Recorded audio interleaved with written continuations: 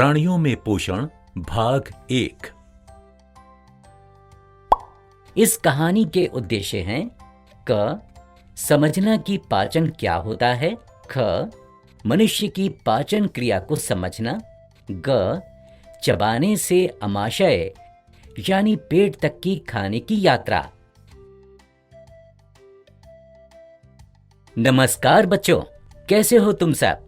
क्यों, मुझे देखते ही मुंह में पानी आ गया ना। मैं हूं फलों का राजा आम। मैं खाने में स्वादिष्ट तो हूं ही, उसके साथ मैं आप सबको भरपूर पोषण भी देता हूं। मैं और मेरे अन्य मित्र जैसे सेब, संतरा, हरी सब्जियां, दाल, रोटी, दूध सब मिलकर आप सभी को स्वस्थ रखते हैं। पर क्या आपको पता है, जब आप हमें खाते हैं तो हमारा पाचन कैसे होता है? आपके मुंह के स्वाद से लेकर पेट की यात्रा में हम शरीर के अलग अलग भागों से गुजरते हैं। आइए इस वीडियो के पात्रों के साथ पाचन के इस सफर पर चलते हैं। माँ, बहुत भूख लगी है। आज तो स्कूल में बहुत खेला और पढ़ाई भी बहुत हुई। जल्दी से कुछ खाने को दे दो। हाँ माँ, आज तो थक गए। वाहनों के चलने के लिए जैसे पेट्रोल की जरूरत होती है, उसी तरह हमें खाना खाकर अपने काम करने की ताकत मिल जाएगी। कुछ देर ठहरो बच्चों, अभी खाना देती हूँ। तब तक ये सेब खा लो।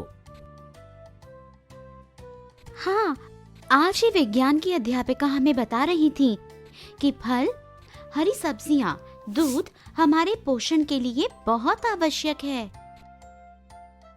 अच्छा, सोनू को भी समझाओ, वह फल नहीं खाता। क्यों सोनू, है ना? दोस्तों, अच्छी सेहत के लिए फल खाना बहुत आवश्यक है।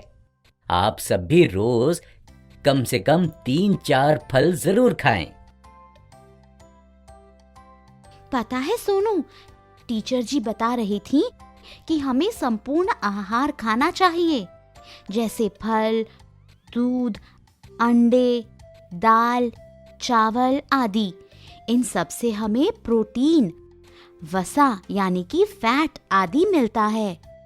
जो भोजन हम खाते हैं उसका हमारा शरीर उस रूप में पाचन नहीं कर सकता, इसीलिए उसको आसान प्रकार के तत्वों में बदला जाता है। कैसे? इसी प्रक्रिया को पाचन कहते हैं। ये लो बच्चों, खाना खा लो।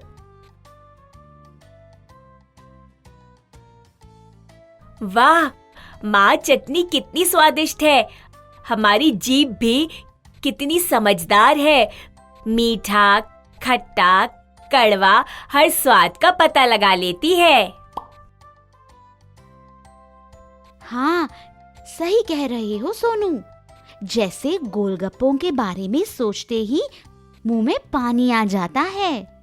हमारी जीभ पर स्वाद कलिकाएं होती हैं, जिनकी सहायता से हमें अलग अलग स्वाद का पता चलता है। जीभ भोजन में लार यानी सलाइवा भी मिलाती है और फिर भोजन को निगलने में मदद करती है। मेरा स्वाद कैसा होता है दोस्तों? कभी मीठा और कभी खट्टा।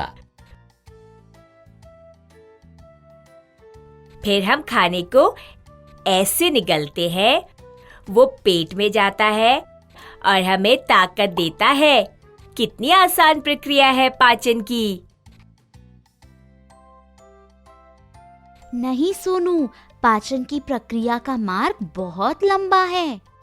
यह मुख गुहिका यानी बकल कैविटी से शुरू होकर गुदा तक जाता है। इसे आहार नाल, एलिमेंट्री कैनाल कहते हैं।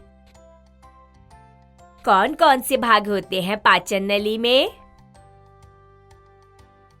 चल सोनू, एक चित्र बनाते हैं। मैं तुझे पाचन प्रक्रिया के बारे में समझाती हूँ। कल इस विषय पर मेरी परीक्षा भी है, तो तुझे समझाने की वजह से मेरी पढ़ाई भी हो जाएगी।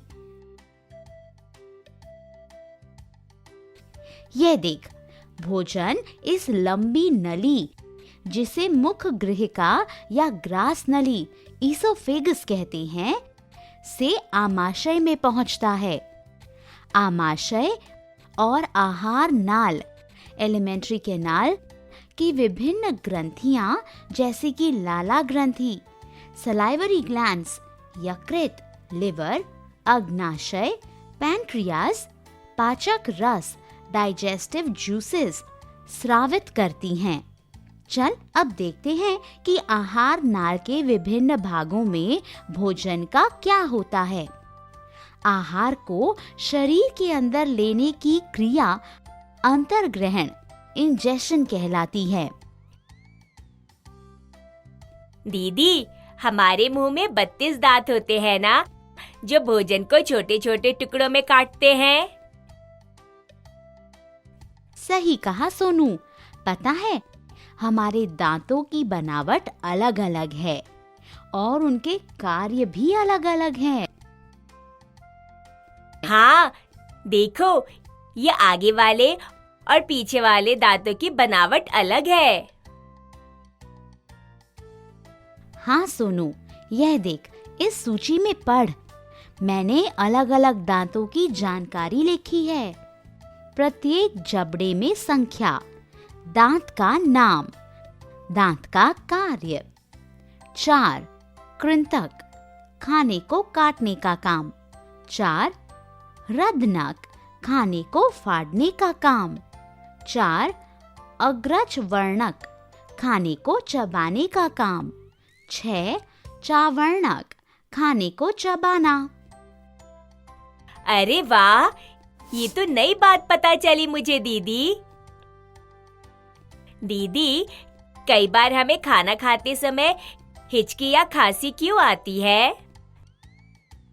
एक और मजेदार बात बताऊं दोस्तों, क्या आपको याद है कुछ वर्ष पूर्व आपके दांत गिरने लगे थे क्योंकि आपके दांतों का प्रथम सेट दूध के दांतों का होता है, जो लगभग 8 वर्ष की आयु में गिर जाते हैं।